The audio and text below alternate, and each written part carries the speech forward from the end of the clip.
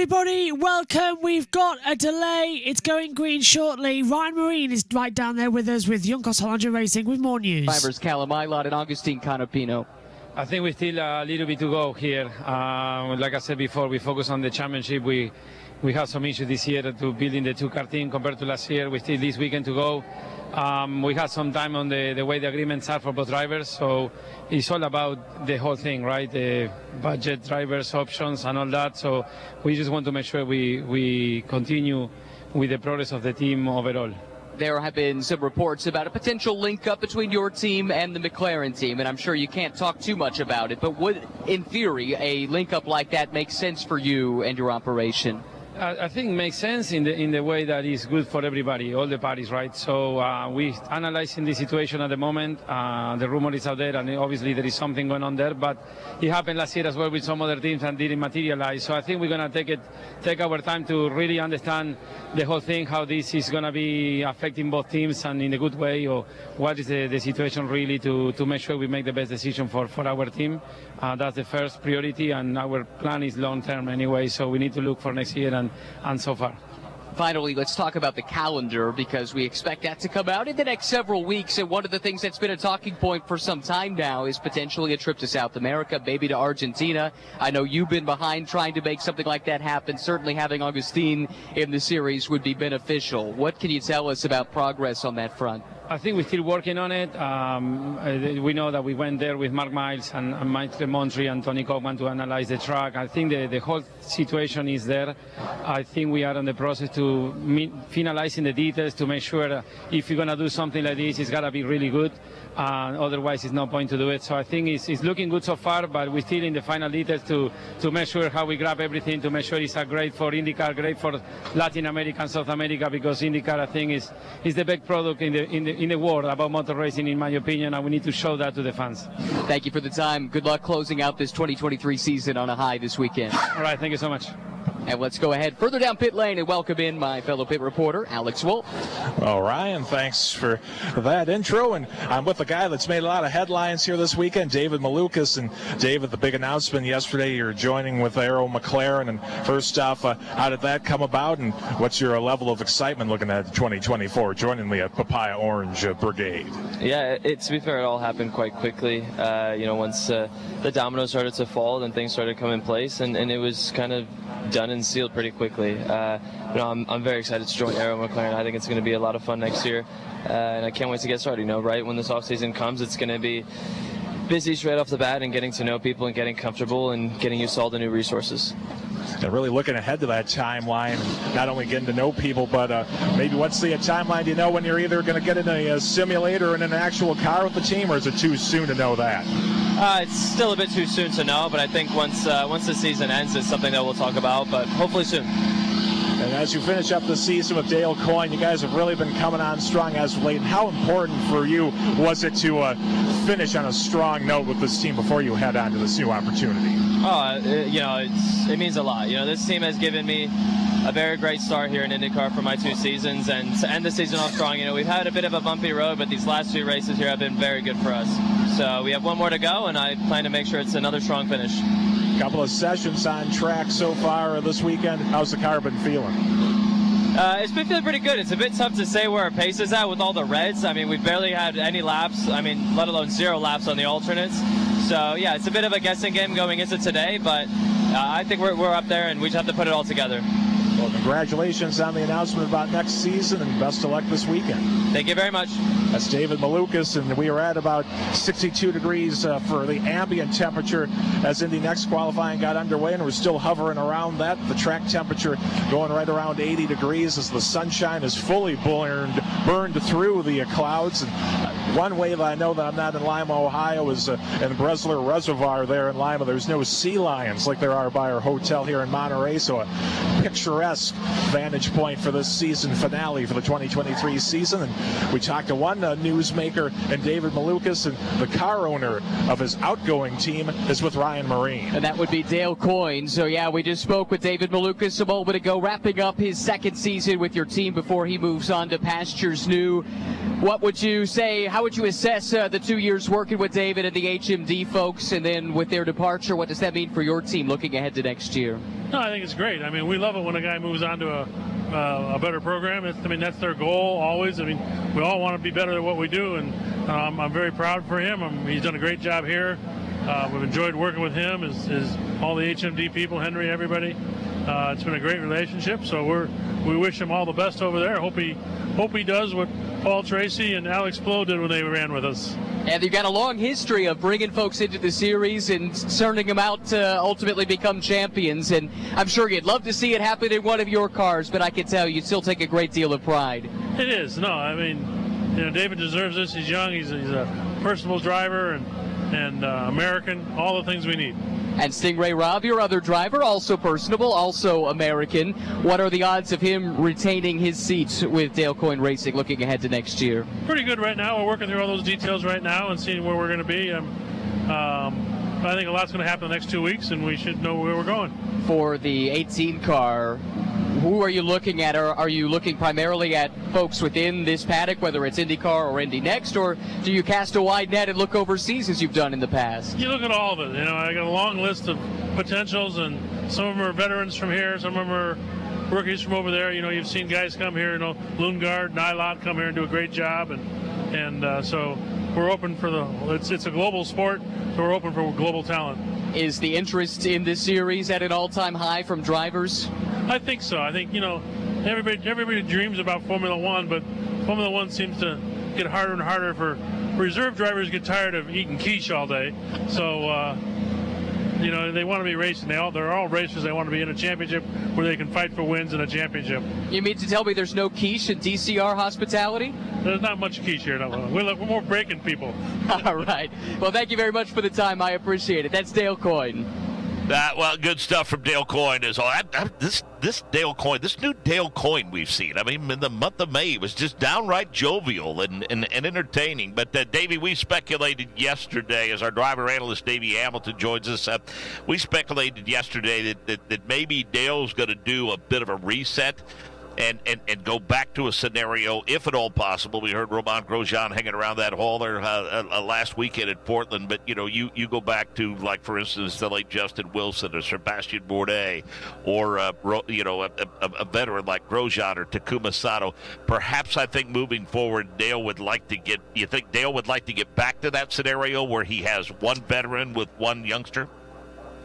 I think, you never know with Dale, but I do think, he knows how to find talent. There's no question about it. He named off, like Palou being in that camp and Bourdais and some of the drivers. He knows talent. He sometimes creates a lot of that talent. Like I'm going to just use Palou. We didn't know who he was until he showed up. So, he's looking everywhere, just like he said. I know that I think Grosjean would be maybe the top of his list. And then I would, it surprised me a little bit. He said that Stingray Robb may be close. We didn't know what that situation is going to be, so I think that's a big determining factor if he's in or if he's out of that team on who he'd want to team up with a veteran. And I mean, there's so many good rookies, and you look at just in the Indy Next series of who could possibly, between McRae and Rasmussen, obviously Frost, a few of them that are very, very talented. And there's always, some drivers, as he said, that we don't even know about right now because they're running F2, F3 in Europe that seem to have talent that would like to come over here. So I think now we almost need to do the driver voucher is getting kind of filled in. For example, we could write Penske off. We know who's going to be in the Penske cars. We could write off Arrow McLaren now. We know who are going to be in those cars. So now it's like if we write the teams down that still have space, which includes Coyne, which includes Ray Hall, Foyt, there's plenty of them still out there as the musical chairs happen, but it's starting to tighten down as we expected in the next couple weeks is what Dale said, that he should have some answers. So before we know it, as you said, when it comes to the first race next year, we all better get our spotter guide out to figure out what drivers and what car and what color it is.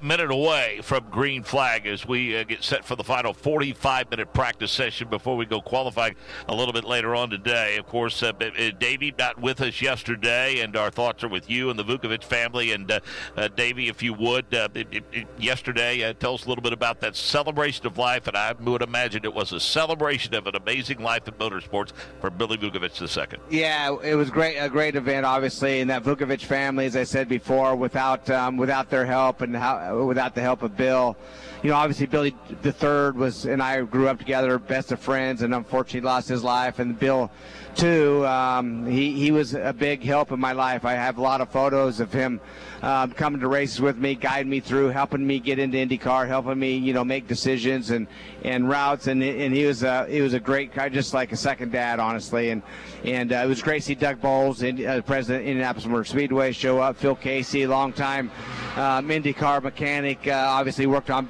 Bill's cars back in the day. And just to hear the history and the stories from all of his family and friends, it was an honor. And that was kind of my home track when I got started. They're from Fresno. I stayed at Little Billy's house, and when I raced out there, and a lot of their friends were my friends, and so it was good to catch up and see a lot of people in unfortunate circumstances with the passing of Bill. But Joyce's wife, she's doing good. She looks great. I mean, I know she's going through a hard time, and we're praying for her. But as she told me last night, Mark, you got to live hard, man. Go for it and live hard, because life is short. So the green flag flies on this session, and happy to have you back with us, Davey, for sure. And as we saw yesterday, this new paving and everything that comes along with it, and the abbreviated time because of some of the runoffs and the offs that we had. You heard the drivers say before we had a chance to get out on track today, and of course they won't have those alternates at their disposal for this session. So a lot of unknowns when it comes to how those alternates are going to perform on this racetrack. Yeah, it's going to be pretty interesting, as I'm in Fresno yesterday, but keeping track of you guys, the timing and scoring, and looking at the times, I'm going, wait a minute now, how much is that, like a second faster, or is that, no, it's 5 seconds faster than we were here last year. So just amazing how much more grip this track has. And I'll have to say, Mark, after being on it last night, giving rides, the characteristics of this track has not changed a bit. If there was a dip in a corner, that dip's still there. The track's super smooth, but the characteristics sometimes when you pave changes a little bit. And I tell you what, they did an outstanding job of paving on this. The grip level's high. Your lines are basically the same.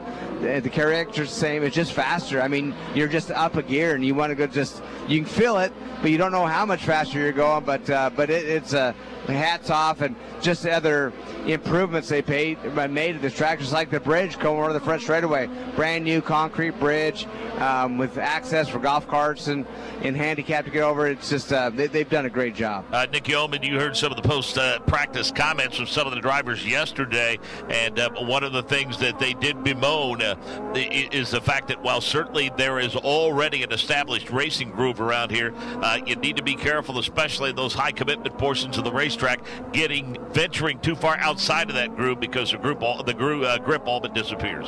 Oh, I'm sorry. I'm just finishing my quiche. Would you like a bite? No? Okay. I'm a bacon guy. Thank you.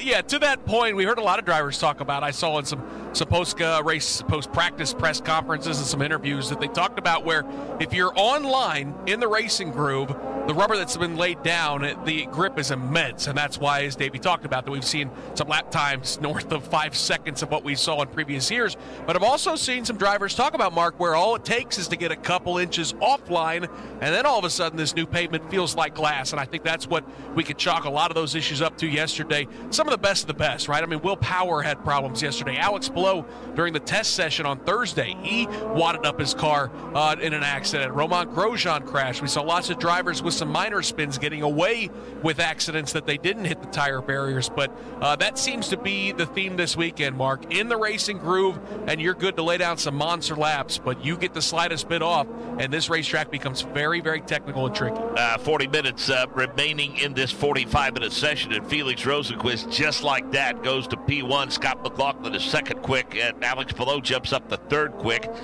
We've got Ray Hall that now, as laps continue to click off, no wait and see for this 45-minute session, Davey Hamilton. As is always the case, we saw about a 15-minute lull in activity yesterday for that 1 hour, 15-minute session, and then they got on their giddy-up. But unfortunately, again, when they got to the point in the session where they wanted to make extended runs on the alternates because of the offs and the yellows and the red flag conditions, I guess the old adage is the same for everybody. That's kind of where the drivers have kind of resigned themselves to.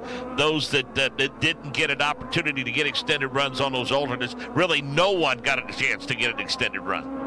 Yeah, that's exactly right. And it looks like, is there a red flag? Oh, no, it's yesterday. We're watching some action from yesterday, I think. Or is You're that going to see a lot live? of action from yesterday with all of those officers here.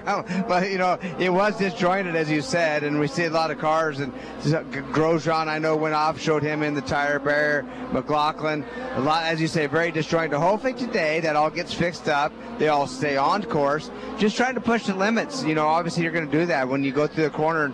It feels really good. And Will Power obviously fastest in the open practice on Thursday. He gets off and hits the wall. And so tricky, even though it's great and fast, it's still, you got to behave and stay on course. Pretty impressive weekend so far, Davey, making his second start for Ray Hall, Letterman, Lanigan Racing. The youngster, the rookie Yuri Vips, getting an audition late in the season, if you will, in that 30 car. And he was in the top 4 during that test session a couple of days ago, and he was 6th fastest in the practice session yesterday. Yeah, Yuri, what a great job he's done. He came over here in a new, different country, a new environment, different kind of car. And, man, it seems like he really fits into this style car. It seems like he's doing a fantastic job. He's comfortable.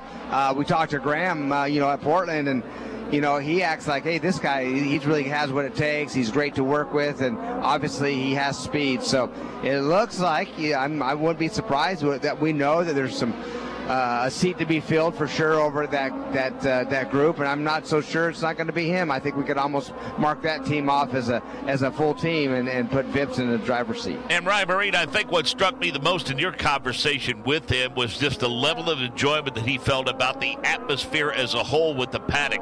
The interaction with the fans and the fan accessibility and the camaraderie that exists in the NTT IndyCar Series paddock. I'm paraphrasing here, but I think he mentioned something about this is truly the way it ought to be.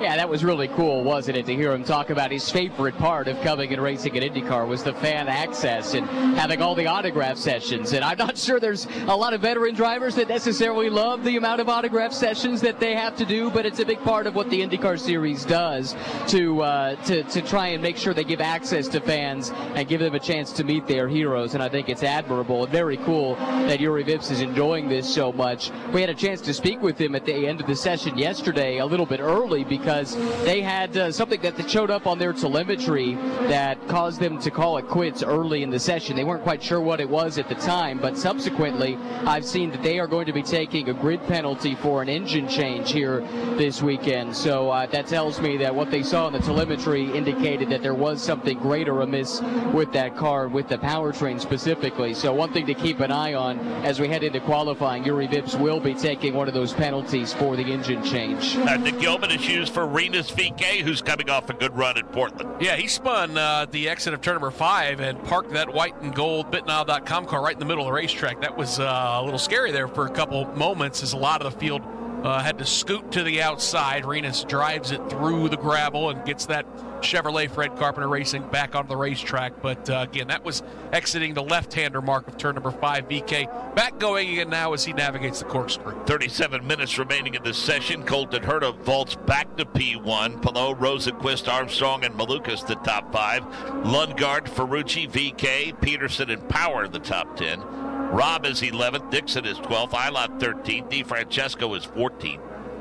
Elio Castro Neves is 15th quick. Then Kirkwood, Award, Blomqvist, Rahal Newgarden. Then Hunter Ray. Then Grosjean. Then McLaughlin, Canapino, and Yuri Vips currently 25th quick, we should say, in that 30 machine. Been a good start to the weekend for Colton Herta. Really been a good week all in all at the Firestone Grand Prix of Monterey. For the entire Herta family, Davey Hamilton is, they went back in time and gave Colton an opportunity to take a ride in one of his dad's celebrated machines. That was pretty cool, wasn't it? Getting the car out that I think 25 years ago Brian was able to win here at this racetrack and get both the current car and that car out there together. Really a cool opportunity, and Gamebridge allowing them to paint Colton's car pretty much the same scheme, so they look a lot the same as that shell car did, and then giving Colton an opportunity to drive that car. He probably thought he was driving an antique, but those cars were plenty fast in their day, plenty fun to drive.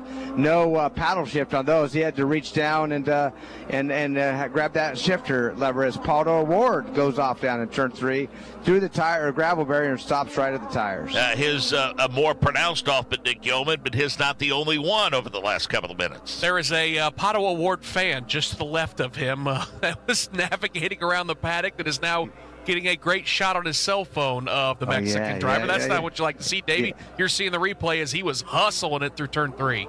Yeah, and actually got into those tire barriers. It looked like he stopped before from the replay, but he, right now that's back to that's one of the most difficult corners on this track. There's a lot of grip there, but it's very tight. And you got the left rear just off course, a little bit of the barrier slid off, got those tire barriers, threw a lot of dust at his fans wearing a Pato shirt right outside that fence.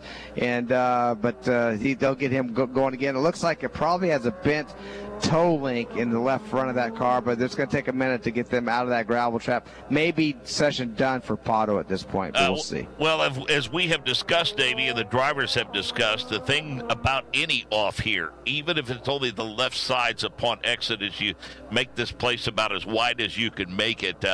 Any off is going to result on a noticeable change in the level of grips for a while until you get them scrubbed off with those Firestone Firehawks. But for those running behind you, added to that is the fact that you're going to drag a lot of that stuff that's on the edge of this race course right off the curbing. You're going to drag it right back onto the track, and that too is going to affect the grip a bit for your fellow competitors. No question about a lot of dust and dirt around this racetrack, obviously, but the gravel that they have for the gravel traps to slow these cars down when they go off course, it's a very fine round gravel, so it doesn't want to puncture the tire, but it's fine and it scatters very easy, kind of almost kitty litter like, and it takes a while to get them cleaned off your tires and obviously the track cleaned off as well. I think you hit the nail on the head in terms of his session being done, because he's a little frustrated and aggravated as Pato Award as he works his way out of the cockpit of that race car and climbs into the AMR IndyCar safety truck and is headed back to the infield. So it looks like, for all intents and purposes, his session is done. How about an update on Romain Grosjean, currently 25th quick? He's turned 6 laps so far in the session, Alex Wolf.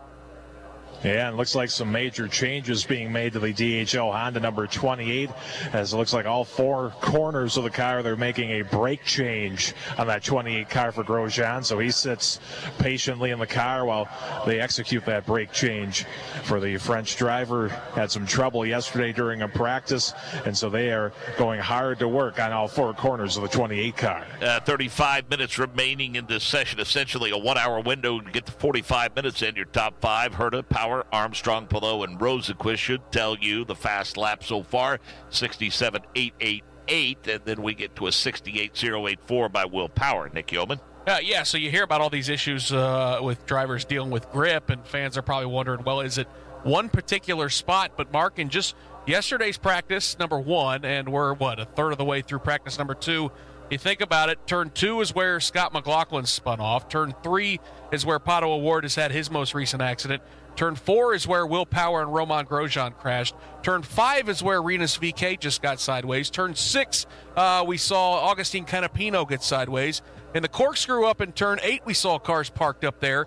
We've seen drivers out of turn 10 heading to pit lane, kicking up a lot of dust. So needless to say, outside of that really slow left-hander of turn number 11, the final corner, there really isn't a spot on this racetrack you can't find trouble. we've seen trouble there. About the only spot we've never seen trouble here is turn 12. You know why? Because there is no turn 12. So it's like when you and I are going to pick up a rental car and we're in row 75 because there isn't a row 76. No row 76. And, Davey, I think that's what it boils down to. No trouble with turn 12 here because there is no turn 12. That's exactly right, and that's why it's the only one that you're safe in. We've seen issues, as you said, in turn 9, turns 10. We see Matty Brabham go off in turn 8 just a bit ago in the next car. So you're right. I mean, if there's a corner here, you can get in trouble at this racetrack.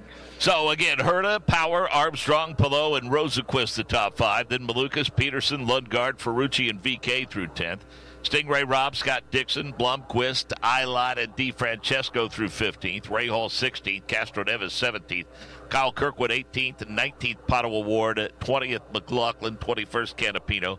22nd Joseph Newgarden. 23 Vips. 24th Hunter Ray. 25th Grosjean, Alexander Rossi 26th, then Marcus Ericsson 27th. Davey, as we talked about a little bit yesterday, some pretty good battles still yet to be decided outside of that championship. Of course, we have been following for a number of weeks now the battle for the final couple of spots in that leader circle program. That's a heated battle, about 4 or 5 cars seemingly separated there by just a handful of points. It looks like Marcus Armstrong is going to steal away that Rookie of the Year title from Augustin Canapino.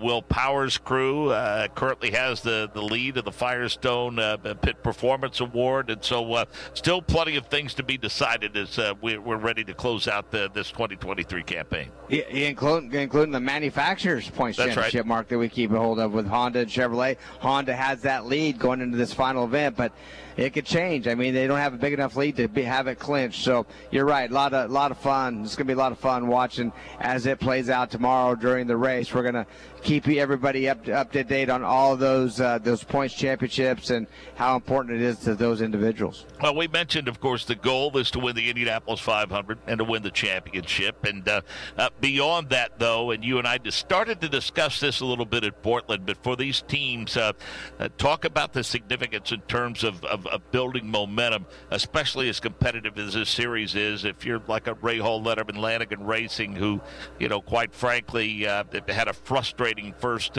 quarter of the season, if you will, almost the first half of the season, and things started to pick up and turn around. Their fortunes started to improve over the second half. Getting somebody in that top 5, top 10 in points has to give you a little momentum and give you a little excitement about working toward 2024, the offseason. Yeah, there's no question about it. And we'll bring up who's on top of the charts right now. Colton Herta. He hasn't had the season that obviously he's wanted or that was expected out of him. If we tell you that he's a 500 champion and he's in contention for the championship, we would not be surprised how good he is and how well he runs. And so capping off a win here at this last race would be a little boost for them going into next season. And there's a lot of other ones, just like the Ray Hall team. They not from Graham not making the 500 to coming back and being on a couple poles and contention to win races. It'd be nice to see them in victory lane. We know that that team can get it done, but it would be nice to have them in victory lane and take a trophy home this year. Well, Alex Palou becomes the first IndyCar Series champion since 2007 to clinch the series title before the finale, and we'll talk more about that and the significance of it after we head back to pit road as the green flag flies. Check in with Alex Wolf. Here on the pit lane with Stefan Johansson. Stefan, first off, as a former driver, what were your memories of coming here to Laguna Seca? Well, it's always been a favorite track, I think, for most drivers. It's just the setting alone and the history of this track and everything, and quite challenging. It's not an easy track to get the setup right. So it's always a big challenge when you come here. Now, of course, we're in the PNC Bank pit for Scott Dixon. I know you have a long time of business association with him, but I know with quite a few other drivers. What's some of the work that you do with them as far as representation goes? Sorry, I missed that last question. What's some of the work you do just in general with drivers as far as management and representation goes? Yeah, no, it's something I sort of just kind of fell into, to be honest. It wasn't ever part of the plan, but Scott came to me when I had my Indy Lights team, was a young 17-year-old kid at the time, you know, and we signed him up, and we've just been working together ever since. That's almost 25 years ago now. And, we'll talk a little bit more about the management work you do with other drivers, but talking about Scott Dixon, with that almost 25-year relationship, at this point, is there anything that he has done or does that surprises you? Well, he keeps surprising, I think, me and everybody else all the time, you know. I mean, he has this incredible ability to always dig a little bit deeper when it really matters, you know, and I think that's what makes the great drivers great, you know. They have that mental capacity to overcome whatever, you know, tough times they go through and just, you know, figure out what they need to do to get it done, you know. And that's I mean, there's very few of them around, and a few of them in history as well, and Scott is clearly one of those guys. Now, when you manage a driver, is this a situation, do you go to them, do they come to you? How does that sort of a relationship work with getting the ball rolling? With younger drivers, you mean? Yeah. Well, it kind of varies. You know, it's never one sort of strict formula. You know, it just kind of works itself out organically normally. You know, I mean, I started working with Felix about 10 years ago now when he was in Formula 3 in Europe still. And we sort of then evolved into coming over here, you know, and then become an IndyCar driver as well. I got a couple of younger drivers now that I started working with, and we'll see where it goes, you know. Now, when you were starting out in those junior formulas, did you have somebody that was sort of shepherding your career, or were you just left out there to figure things out on your own? I had a little bit of help, but I kind of had to figure most of it out on my own, you know, in terms of I never really had like a mentor or anything, so, you know, it was learning by mistakes often. Yeah, so it's sort of a situation where you're able to give some folks the kind of guidance that maybe you wish you had down the line. Yeah, I mean, it's, you know, I think it's definitely helpful for a driver to have, and in my case, you know, I've been driving my whole life, you know, obviously I have some idea of what's going on, and I think you know, sometimes it's just good for a driver to have someone they can call and blow some steam off, you know, when they're frustrated or something doesn't go the way they want it to go. You know, maybe I can, well, have you tried this, have you tried that, you know, and sometimes it works, sometimes it doesn't, but, you know, it's just good to have someone that you can talk to that understands what's going on, you know. Yeah. And lastly, outside of racing, are you still involved with artwork? Do you have any projects with that going on? Yeah, very much so. Yeah, more than ever actually. Yeah, it's taken off quite well now. Yeah, so it's definitely exciting. Yeah. Well, you're about as good with that artwork as we're behind the wheel of a race car, and that says a whole lot as far as that goes. So we appreciate your time, and we look forward to seeing what you're able to do in the future. All right, thank you so much. Appreciate it. That's Stefan Johansson in the pit for Scott Dixon. Yeah, good stuff, and there's no question, Davey Hamilton. The thing that I've always enjoyed about this series is the former drivers and the wealth of the experience that they bring to these young drivers like Stefan Johansson. I mean, that paddock is full of former drivers, and that's so very valuable for those coming up through the sport. Yeah, without a doubt. And Stefan, just a class guy. Always a smile on his face, always says hi. Love seeing him at the racetrack. Obviously has a history as a great racing driver and bringing up some great talent too that, you know, he said just happens organically, and that's pretty amazing because I think that, you know, he has a reputation now of good drivers going to him. And so I think that anybody that wants to make it to the next level, his phone's probably going to ring. He's one of the guys that could help, especially in the European side, those drivers to come over here and help educate them what this is all about and guide them and give him guidance, as he said, that he didn't have. So pretty cool that he's doing that. And we mentioned, Davey, before we got to that interview with Stefan Johansson, the fact that Alex Palou wrapping up that championship a race early. It's been since 2007 since that has happened, and that gives you an idea of just what a rarity it is and how very long it's been very competitive here in the NTT IndyCar Series all the way up to the season finale. Last year, I mean, my gosh, how many drivers mathematically were still eligible for the championship? I think 5, 6, 7, 8, something like that. Yeah, no, and as competitive as this series is, it's just amazing that he was able to clinch it before this final race, and it just doesn't happen, and that goes to show you what a perfect season that he had, and maybe all the rest of the teams had that one race that was a little off that they could probably go back and look and go, this is the one that cost us from not being in this championship, and make sure they don't do it again next year. But what a flawless season for Alex. It seems like whenever he's had issues, it's not in the race. It's either in practice or qualifying or something that doesn't really affect him too much. So, like I say, with all the chatter that he had last year going on between McLaren and Ganassi, and then all the chatter he has this year, nothing seems to slow him down. All he wants to do is win races and championships, and by golly, he's getting it done. Nick Yeoman, significant issue for Graham Rahal, and just prior to that, we saw them stacking up, trying to get a qualifying semi underway at the exit of the corkscrew. Yeah, that's around turn number 9, where everybody was stacking up and jostling for position. And then down in turn number 10, Graham Rahal, who was on a flyer, he kind of missed the apex of that corner and went off into the gravel and the dirt. Not the first driver to do that. We've seen a lot of drivers carry a little too much speed through turn number 10, so he had to wrangle that car back down. It's kind of a two-tone green iPacket, the sponsorship on that car this weekend. But the good news for Graham is he didn't hit anything, was able to limp that car back on the racetrack, clean up those tires, and he continues on here, Mark, in practice for Graham right now.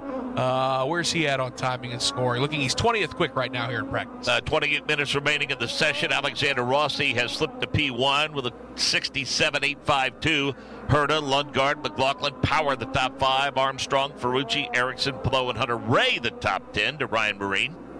Pato O'Ward brought out that red flag earlier in the session, and his number 5 Arrow McLaren machine has made it back to the paddock area. Right now, there is a papaya-clad army hovering all over that car. I understand we've got another red flag out on the track right now. Pass that information along as I get it. But as I was saying, we've got Pato O'Ward's car back in the paddock area. The McLaren crew pouring over that machine right now. Pato himself was checked and released by medical, and he came by, took one look at the car, and then walked off with a disgusted gait back to the transporter. Right now, the McLaren team trying to assess the damage. They're about to roll the car onto the setup pad and see what they can do to enact repairs with qualifying coming up later on this afternoon. Normally, Davey, at about the midway point downhill through the corkscrew is where the issues happen, but Will Power never got that far. Yeah, pretty interesting what happened there. Coming up into the braking zone, looks like he got a little bit too far to the right. Car was just a slight bit loose when he got on the brakes, locked the back tires up, slid across the top of turn 7, going into that corkscrew, and just never really made the corner, just slid all the way through the gravel. At a high rate of speed, by the way, but the pea gravel slowed him down before he got to the tire barrier. But another little off for Will Power. I mean, I know these are the pros. These are the best in the business, but I have to believe to a certain extent, in addition to obviously the changes that come with this fresh paving here on the surface. Boy, if I'm making too much of the fact that some of the adjustment may have a little tiny bit to do with the fact that where we were last week was pool table flat, and this thing has got elevation changes and pronounced elevation changes all over it. No doubt about it. I mean, these elevation changes, just when you go into a lot of these braking zones, including where Will Power was, going down into turn 1 or into turn 2, where you can't see the braking zones until you crest the turn 1 hill. A lot of areas like that, turn 7 is another one. They're tough. When you have elevation changes, your car's moving up and down. It gets light as it goes over the crest. It gets loaded as it hits the apexes in the bottom. So, coming from flat Portland, where you're really on top of the racetrack sliding around, and then this additional grip where everybody's trying to find that extra speed, and it's there, but if you go just that little bit over, obviously you're going at a faster rate of speed and gets you a little more trouble. So a little bit later on today, in the next race number 1 comes your way at 12:20 local time, 3:20 Eastern. Then we'll wrap the day up with IndyCar qualifying at 2 o'clock local time, 5 p.m. Eastern. Let's go back to Ryan Marine. Got a chance to speak with Michael Shank, co-owner Myers Shank Racing, and we know now for next year what the lineup looks like, with Felix Rosenqvist officially named alongside Tom Blomqvist. Elio Castroneves back with the team for the Indianapolis 500 and in an ownership role. And this is the final full-time race weekend at IndyCar for Elio. I'm curious about your reflections on the time spent the last couple of seasons with Elio behind the wheel of one of your race cars. And it's been a real adventure with him, and obviously we've seen the benefit him in all ways: competition, marketing, entertainment. He is just the perfect package for what we need in our business right now. we're super happy to have him a part of our group. Certainly happy to go for 5 for the next couple of years, and very appreciative of efforts to build the program overall, from technically, commercially, all that kind of thing. The addition of Felix Rosenqvist next year, there were a lot of drivers available. What made him the right choice for your team? I just thought he had the most raw speed with the most maximum amount of experience, in my opinion. And we can't wait to get going and see where we're at. Pairing him with Tom, they know each other going back to their early days. How excited are you to have those two together? So yeah, they've go-karted together since, a long time ago, 20 years ago. So they know each other very, very well, and I think they'll work really well together. Tom's on a big, steep learning curve here still, so we're going to give him that opportunity. He's going to do his oval test next week in Texas, and then we're going to take him to the ROP in October at Indy. So he'll get that all in the wintertime here. How valuable are these races here for Tom at the tail end of this season to get a jump start on next year? Yeah, you can't. It's hard to buy this kind of experience. Even if it's not great, it's still stuff that he is going to learn, and from physical, what he needs physicality-wise, to technical, how to make the car better. So we work on it. And finally, all of this is new and exciting, but we would be remiss if we didn't mention Simon, his contributions. And I know this is not how anyone wanted to see his tenure with the team come to an end. It's one of my deepest regrets right now in racing in general, what happened to Simon, and we have to kind of move on now, and so does he, and we respect him and love him, and hopefully in due time here he'll get the medical stuff straightened out. I'll be back on the track. Always appreciate the time. That's Michael Shank. Good stuff. And I know, Davey, that former Indy 500 and Series champion Simon Pagenaud, a guy that you have become good friends with over the years. Yeah, right, absolutely. And Simon drove for us for 3 years there, and gave us a great run too. He's a good, really good driver, and obviously a great character as well. And he brought a lot to our team, a lot of experience, professionalism, and seeing him go to Penske and then to Meyer Shank. The guy's just a class guy, and just hate to see him go through what he's been going through, and praying for his health, to make sure that he gets back. And if he wants to go back racing, we want him to get in the car in the best situation he can, but more importantly, get his health to where it needs to be, and hopefully we'll see him at the track soon. Scott McLaughlin, 16th quick after the practice session yesterday, and Alex Wolff, he found a bit better pace today. He's currently P4. Oh, he has. And just a few moments ago, before he rolled back out onto WeatherTech Raceway Laguna Seca, they made a couple of turn adjustment on the front wing of that XPEL Chevrolet number 3. McLaughlin, who sits just 22 points out of the third position of the NTT IndyCar Series point standings, and they, I think, at least have some things potentially on the checklist, because sitting on the pit wall, untouched as of yet, but it seems like they got about enough springs to fill a decent-sized mattress, at least at the ready to try to tune on that car. So Scott McLaughlin showing some speed, but looking for more here in this practice session. Yeah, and I think that's obviously that is the focal point for all of these race teams, Davey, is that program of those shocks and springs, and that's where you see a majority of adjustments, and it sounds like to that point both Ryan and Alex are seeing plenty of those adjustments during this session today. Yeah, and let me tell you how detailed the Penske group is, as I'm standing right above Alex and the Penske group, and when Alex was noticed that they put a couple turns in the front nose wing, behind the pit is 2 spare noses and nose wings, and they came over and they adjusted those wings just as well. So every time, they know, the spare wings got adjusted just in case that nose has to go on that car. They know that the setup's exactly the same. So that's detailed to attention. Everything just attention to detail. I should say that everything's perfect on that Penske team. And like I said, when you change the wings of the car, then you got to come back and change the spare ones. That tells you that they're on top of everything, and it's important to do that. Well, I've heard said from those who have joined that organization from others make the observation that when it comes to Roger and that whole organization, that you don't have to worry about dot the I's and cross the T's, as they say, because they typically have already done that. Yeah, they've already done it. And, just the appearance of his team and that Penske team compared to really anybody else, I'll be honest with you. I was looking at one of the lift gates on their trailer, and they're aluminum lift gates on these trailers, these transporters to get the cars upstairs. And they have, they're made out of aluminum, as I said. Well, everybody just has aluminum most generally. Sometimes they're powder-coated black or anodized black.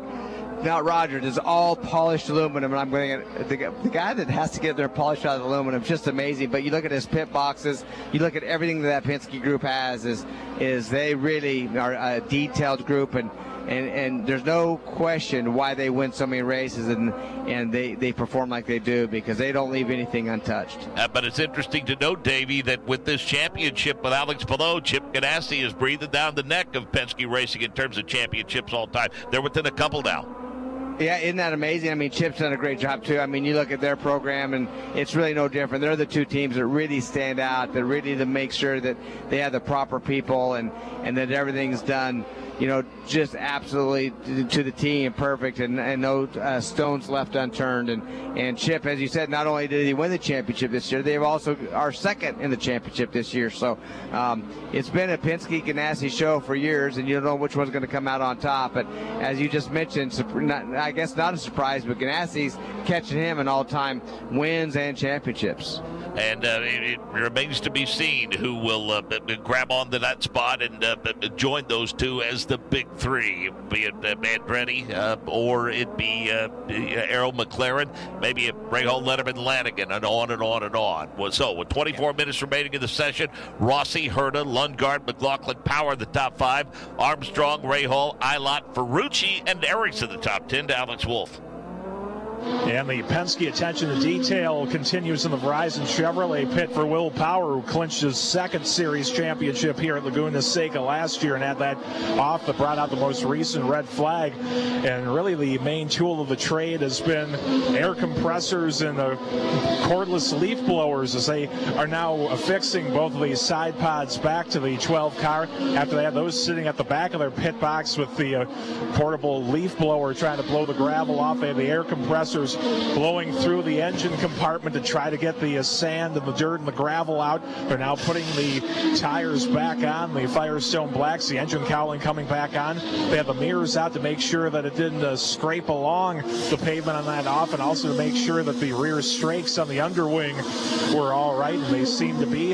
And they had a couple of blowers blowing air through the side pods, and the crew members were actually peering in there to try to make sure that there wasn't blockages with the dirt and gravel.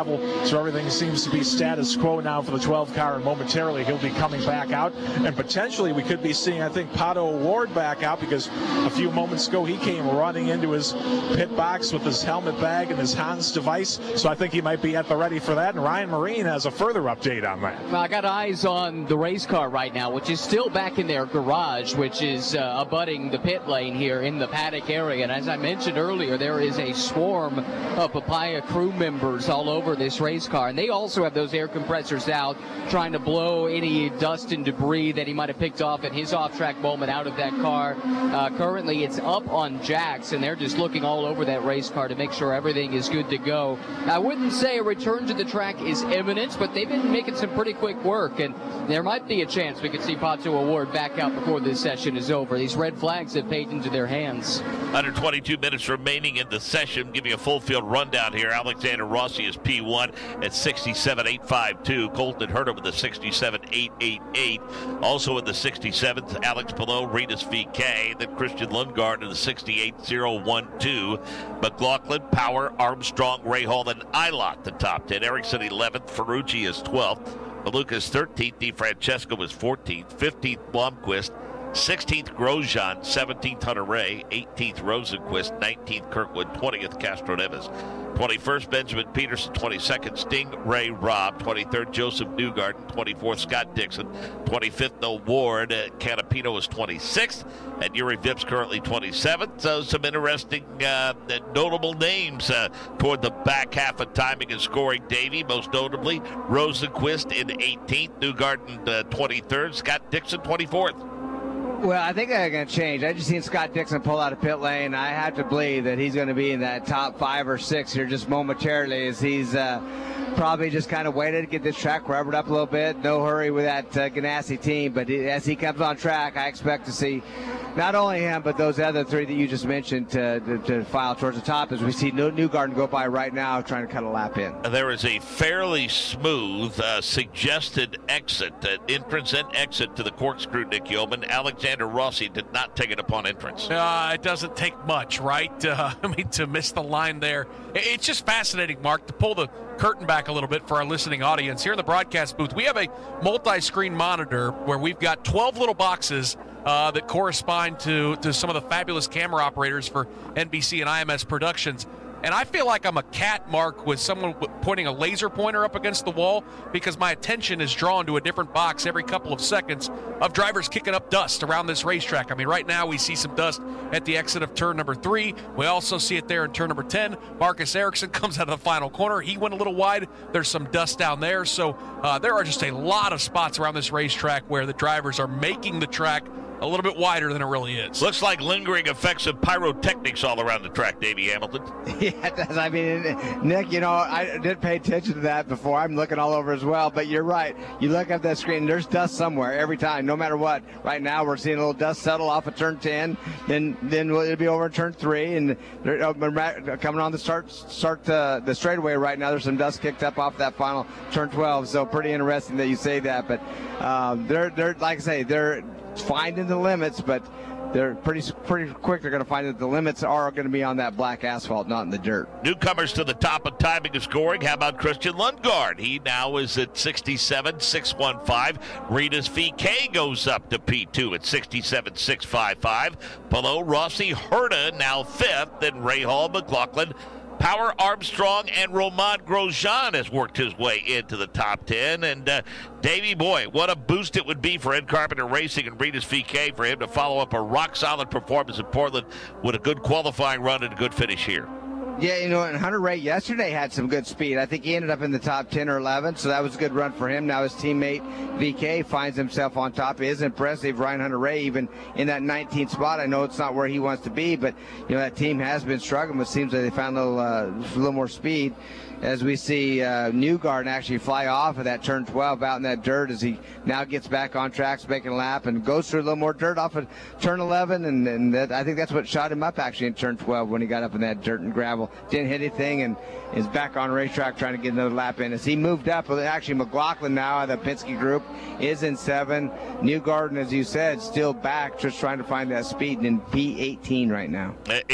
Under 18 minutes remaining in the session. Lundgaard, VK, Pelot, Rossi, and Herta continue to make up the top 5 here with this final practice session before we go qualifying later today. Qualifying session for a doubleheader weekend for the Indy Next by Firestone Grand Prix of Monterey. They're going to close out their season, decide their championship with the doubleheader. Interesting qualifying format earlier today, Nick Yeoman, which resulted in a bit of a reversal of the front row for race 1 and race 2. Yeah, it'll be Hunter McElroy on the pole for Saturday's race 1, Christian Rasmussen on the pole for race number 2, and those two drivers will share the front row with each other, with Rasmussen on the outside of row number 1 for the race later today, and McElroy right there starting second. Those two enter the weekend 1-2 in points. The advantage is on Denmark's Christian Rasmussen. He's got a 65-point lead. And with a solid result today, Mark, even if he can just hold second, finish behind McElroy, he will clinch the championship, and tomorrow's race will essentially be an exhibition. So an opportunity for another driver, really, really talented, to try to eye his spot and move up to IndyCar. There's a significant financial scholarship prize that comes with winning that championship. It's been a really good year. Lots of drivers have asserted themselves, picked up race wins, a talented crop of prospects, and it all comes to a close this weekend with a pair of races, Hunter McElroy and Christian Rasmussen on the front row for both of them. And Davey, for Christian Rasmussen, the second half of the season has just been absolutely unbelievable. Been a dominant season, really, all in all, Davey.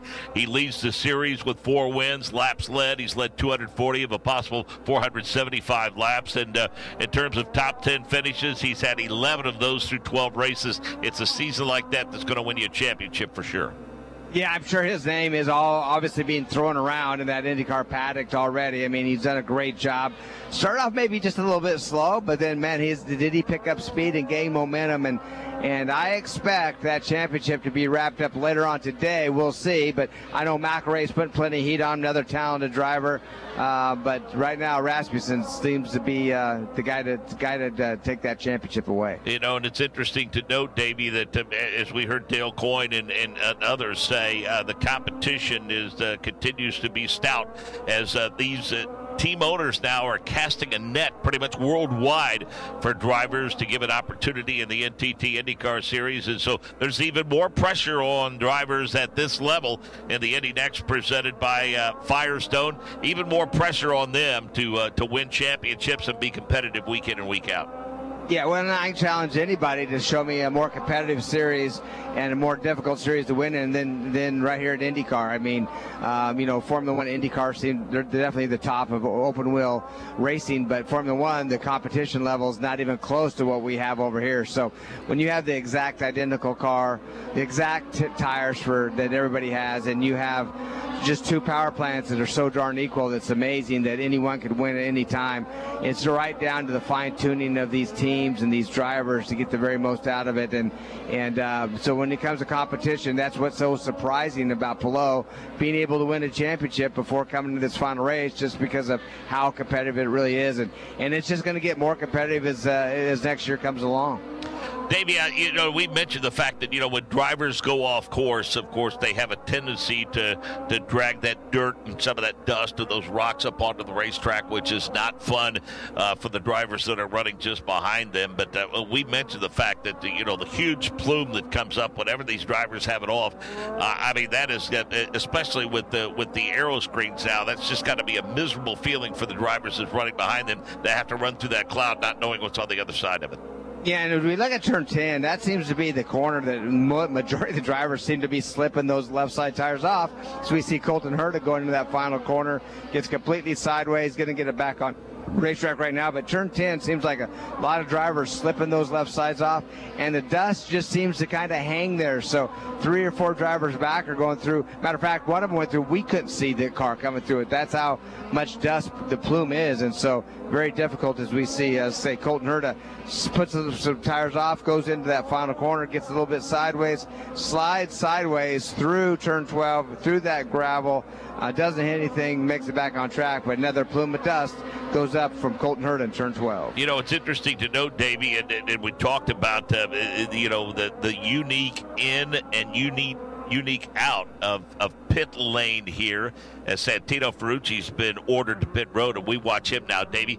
It's a very pronounced left-handed turn that you have to make in terms of getting yourself onto pit road, and then at the other end, where actually Santino Ferrucci is now, he was exiting pit road when that car started to smoke, and that's quite a hairpin. That's a bender that takes you through that first turn and dumps you back out onto the racetrack. So it is a precarious pit entrance and a precarious pit exit for these drivers this weekend. Yeah, and we'll start with that pit exit. As you said, it's a long, straight line once you leave the pit lane and you get up to speed, but you come down to a really, really tight hairpin going back on that racetrack, joining them after turn 2, and it's tough, and you don't want to slide off there and slide across that racetrack or get the gravel there either. But the pit in, yeah, it's more than a hairpin coming in. It's very tight. We've seen accidents happen there, not only in race cars, but even our pace car has had some issues with that turn coming into the pits and that tire barrier on that side. So got to be very careful. It's really, really tight to get on there, and we've seen incidents on pit road just because it is difficult. Nick Gilman, a quick exit from the cockpit for Santino Ferrucci. Yeah, Santino, that was, again, right at he had the problems, Mark, coming out of turn number 9. That's where we noticed the smoke, was not able to get that car to pit lane, and then he stopped right at the pit exit lane. And then, he kind of popped up out, took the steering wheel off, looked back, and noticed all the smoke. And the AMR IndyCar safety crew, they've been really looking at the back, looking at some of the vents on top of the side pods to try to diagnose exactly where that issue was. But Santino's out of that car, and problems, no doubt, for AJ Foyt Racing. Go to pit lane and Alex Wolf. And in the 45 pit with Ricardo now. Ricardo, this 45 car is showing some speed again here at Laguna Seca. How do you think it's going today? Well, the Hy-Vee Honda's been handling really well. We're pretty optimistic about our chances at a pole maybe today. Be really nice to be the only driver to have a third pole, but we have a lot of work to do. There's a lot of really competitive guys out there. Got to dial the car in a little bit better, but feeling good so far. I mean, does that give you added confidence that you show the speed right now and you still feel like there's some more to dial into it? Oh yeah, there's always work to be done. I think everybody up and down will tell you, no matter how good you get it, you can always make it better, right? Oh, absolutely. We've talked to the drivers during this sort of second half of the season, Graham and Christian, about the growth, the development that this Ray Hall Letterman Lanigan team has made as far as on the inside, management, personnel, the crew. What's it been like, this work you guys have been doing and the results that's starting to show? Well, we're just refining what we already had. The guys have been working hard all year. You know, obviously we started a little bit soft, but it's all coming together really well. The drivers are doing a great job. You know, it's good to have Yuri on board to help push the cars too. But like I said, the Christian and the Hy-Vee Honda has been doing an awesome job, and I think we're just going to keep on pushing. And lastly, as we look ahead to qualifying in the race tomorrow with this new pavement here at Laguna Seca, what do you think as far as a tire strategy, the Reds versus the Blacks? I'm not ready to give that one up yet, but it's interesting what the boys are saying about going offline. It's pretty slick offline, so it'll be a little bit harder to pass, I think. So the tire and fuel strategy will be important. We appreciate your time. We'll let you get back to work. Sorry? We appreciate your time, and we'll let you get back to work. Thank you very much. Let's head over to Ryan Marine. Chance to talk now with Larry Foyt. Unfortunately, we just saw the car you were on the headset with, Santino Ferrucci, come to a halt. First of all, do you have any idea what happened to Santino? Well, we don't really. Obviously saw the smoke. Everything that we can see here from the stand, all the vitals looked okay, but obviously we had some kind of fire event, looked like on the left side. So try to get it back and get it turned around quick for qualifying and see what happens. It's a shame because he was going pretty well before the issue. Yeah, we've been pretty comfortable, you know, here this weekend, and I don't know, it's a bummer because, yeah, he was real happy with the car. We just had some new tires on there, see what we could do. But, yeah, we'll get it back, see what happens. And final thing for you, it's a couple weeks post the announcement of the link-up with Team Penske. Have you seen some of that stuff start to trickle down to the team, and what does it mean looking ahead to 2024? Oh, yeah, we're just getting started together, but we're very excited about it and looking forward to working with them. And I think we can help each other and work for everybody. We'll let you and the team get to work. That's Larry Foyt. So with, let's see, 10 minutes, 30 seconds remaining in this session, this time with this stoppage, the clock continues to run, and they're still working on that car and trying to get it removed from the race course. Again, Christian Lundgaard is P1 at a 67.615 VK below Rossi and Kirkwood through the top five. Herta 6th, Ray Hall 7th, Dixon 8th, McLaughlin 9th, 10th Power, 11th Yuri Vips, 12th Armstrong, 13th Grosjean, 14th Eilot, 15th DeFrancesco, 16th Ferrucci, 17th Erickson, 18th Malukas, 19th Blomqvist, 20th Rosenqvist, 21st Newgarden, 22nd Hunter Ray, 23rd Castroneves, 24th Peterson, Stingray Rob 25th, Potawatomi Ward 26th. 27th August in Canapino. So, Davey, in terms of the debrief of the preparation for qualifying a little bit later on today, challenge for these teams and the engineers and the strategists with that lack of knowledge with that alternate tire.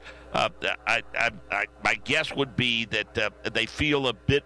Would they feel a bit more confident in using that tire for qualifying than they would for the race, and maybe save the final find-out period for that alternate for the final practice session tomorrow?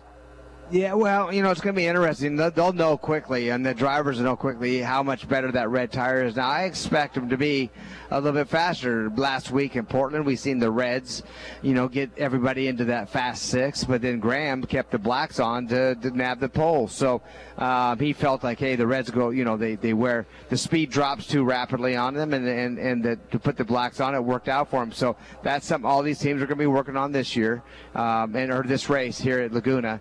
But the question is, how long are they going to last? Is it going to be a long stint? Are they going to be fast for a long stint or a short stint? And you can remember last week in Portland, it actually, you know, people wanted to get them off as quick as they can, and the strategy that worked was run the blacks as long as you can so you have the shortest stint possible on the Reds. Let's go back to pit road. Check in with Alex Wolf.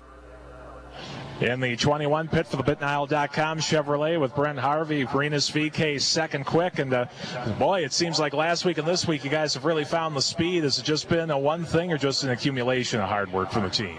Yeah, it's an accumulation of hard work. The engineering really working hard to get the car back. And so we found quite a bit of speed, and Marinus is really doing a great job of getting everything out of the car and being accurate with it. And so far, with just under 10 minutes left in this session, is there maybe some more you're trying to dial in before qualifying a little bit later today?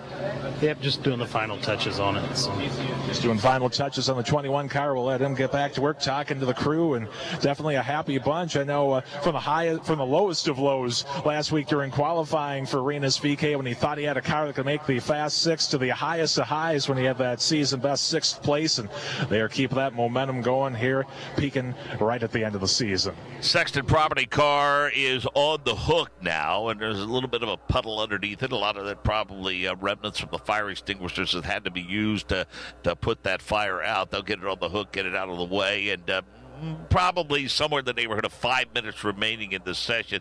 Davey, going back to the race last year and kind of recapping that, it seemed as though these teams staggered these primaries, the alternates. I think the goal was they felt like 14, 15 laps was the max that they felt like that they could get out of those alternates. If they got much past that, the grip really seemed to fall away quickly. So that's the challenge, but as often the case, Davey, the best laid plans, as they say. There's no guarantee that with cautions, especially what we've seen this year, with some of the issues that we had with all these offs and whatnot and these issues, that strategy is going to have to be fluid, I think, tomorrow.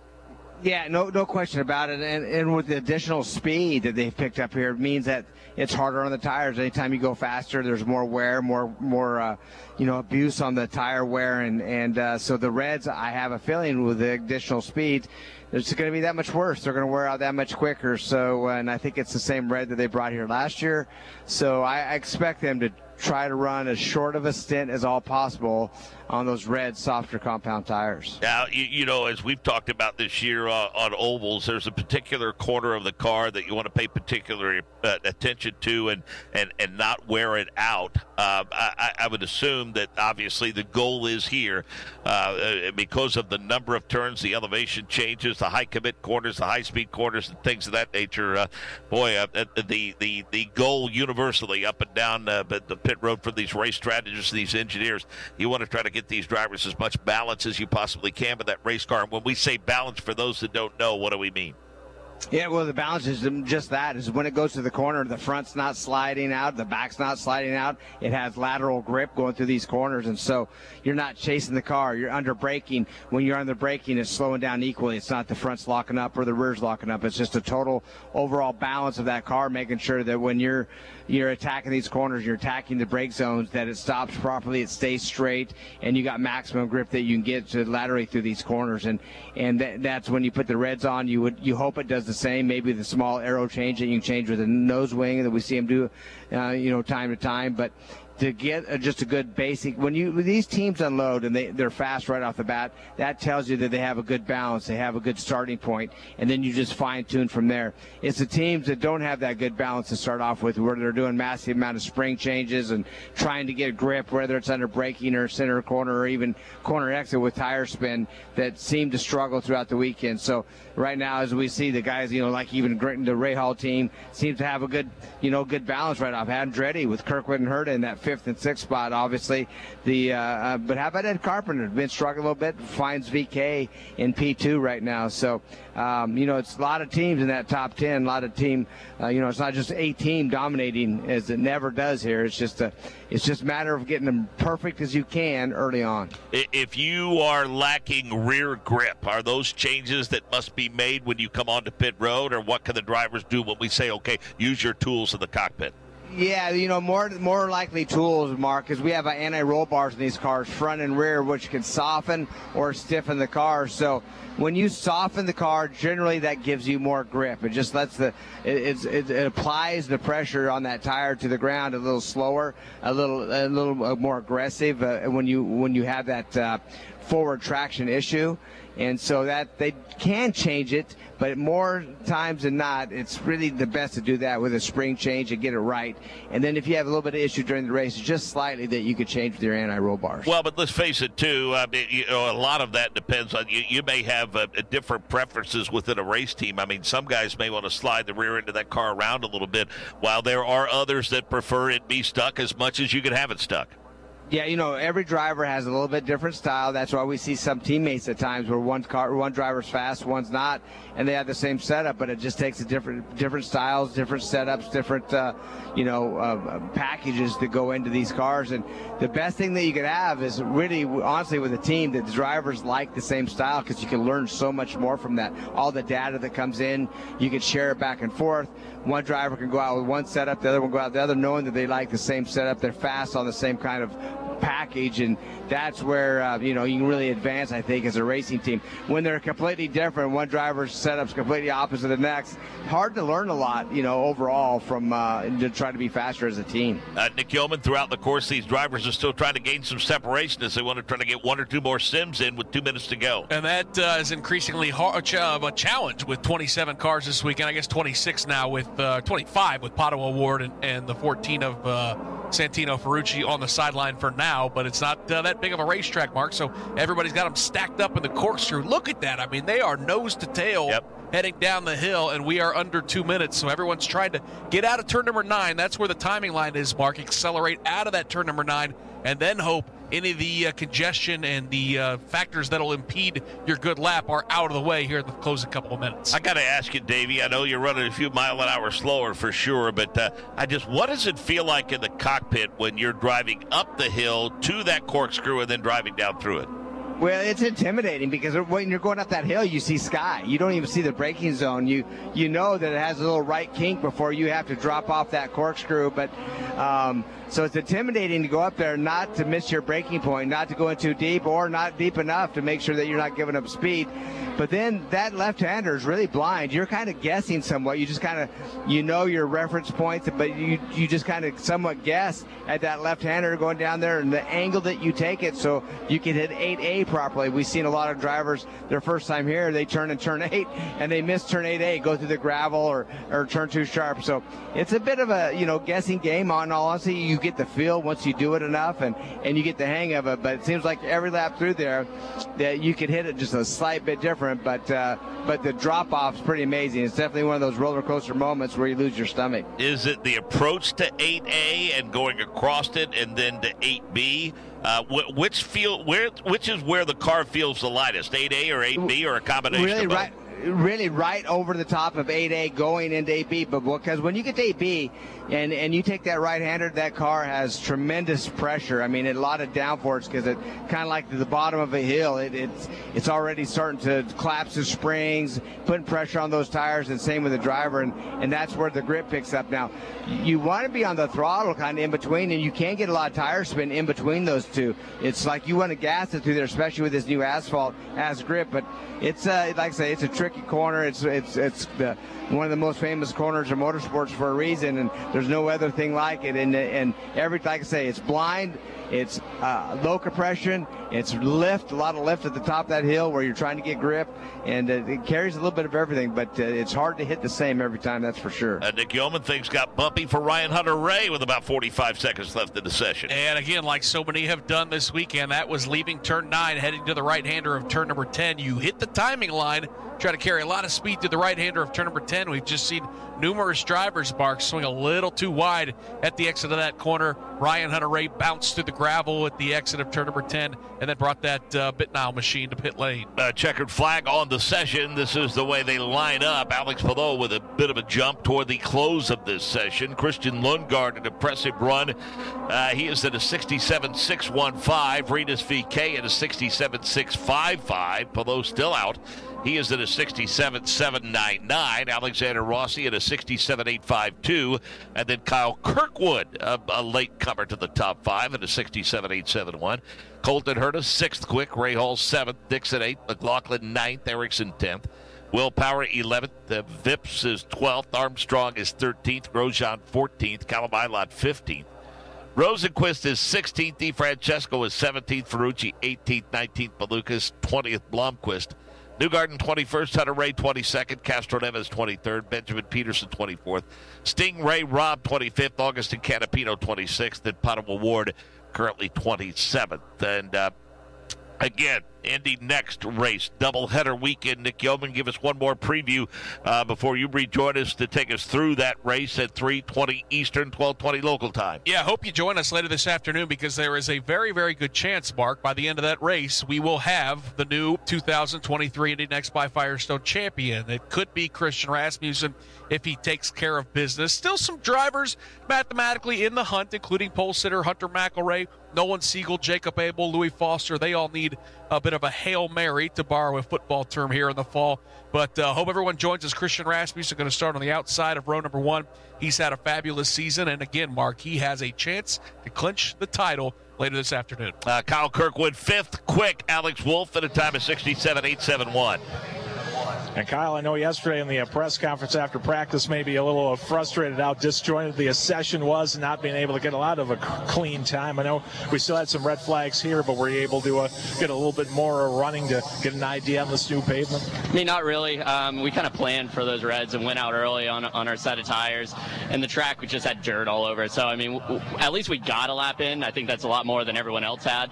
But, man, it just is frustrating with all the red flags and the constant traffic and everyone just knowing that you're only going to get 1 or 2 laps because the red's coming out soon enough.